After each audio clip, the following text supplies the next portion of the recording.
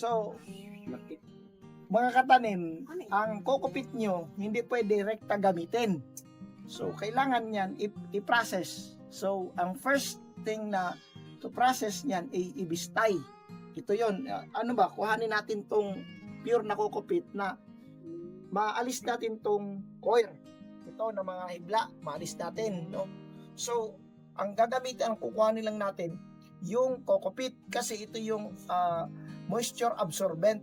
Yung moisture absorbent itong kokopit na to. Itong mga coir, hindi man to mag-absorb ng moist. So, yun yung kailangan natin sa pagtatanim.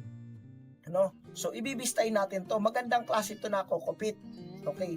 The way na mag-check kayo na magandang klase, kapag ang kokopit ganito na wala gaanong coir, no?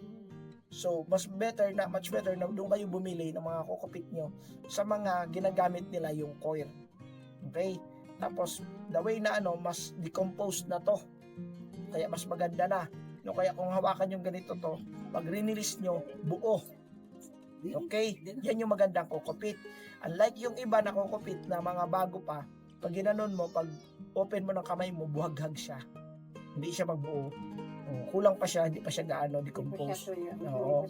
So, ganito lang. Kung mayroon kayong screen, yung green screen na yung pang sa manok, kulungan ng manok, yung makalusot yung hiniliit nyo na daliri, yun yung gamitin nyo.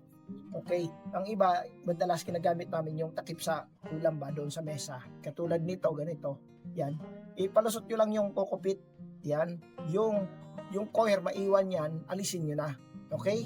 So, ganyan yung first process. So, ubusin natin tong sako na kokopit, ibistay natin para yun yung magamit natin sa pagtatanim natin ng lettuce doon sa hydroponics natin. Okay? So, ganito lang. Bistay ang tawag, isi-sieve natin. Okay? Tapos itong buo-buo, durugin lang kay sayang man. Hanggang maubos natin yung kokopit na ang matira ay yung coir. Yung coir na lang din itapon natin. Pwede man to pang nyo sa halaman nyo. No? Yan. Okay? After nito, ibabuffer natin. Yun naman yung pagbababad. No? Ibababad natin yung ating kokopit. So, hindi pa tayo makapagtanim nito. Kailangan ipaprocess nyo yung kokopit nyo bago nyo taniman. Okay? So, ito coir na lang yung natitira. Madami na siyang coir. So, ito, aalisin nyo na tong coir na to.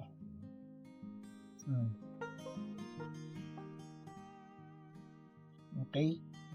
Mas maganda nito kung ang kokopit nyo medyo tuyo ba, kasi mas loosen siya, no? Kasi ito madikit masyado. Ito din yung coir na yun natira, Okay?